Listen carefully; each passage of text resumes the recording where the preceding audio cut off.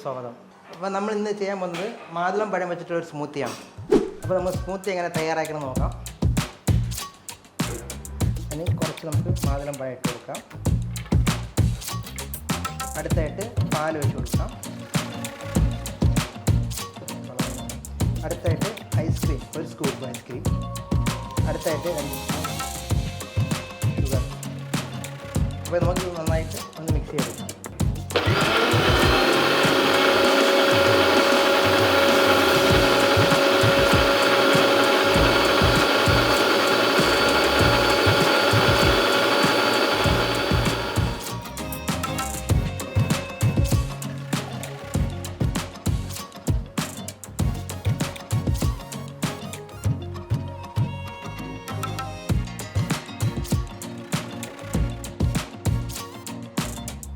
നമ്മൾ ഉണ്ടാക്കിയ മാതുളം പഴം സ്മൂത്തി റെഡി ആയിട്ടുണ്ട്. ഇത് പെട്ടെന്ന് വീട്ടിൽ സിമ്പിളായിട്ട് ചെയ്യാൻ പറ്റുന്നൊരു ഡ്രിങ്കാണ്. പുതിയൊരു വീഡിയോയിൽ പുതിയൊരു ഡ്രിങ്കുമായിട്ട് വരാം. ബൈ.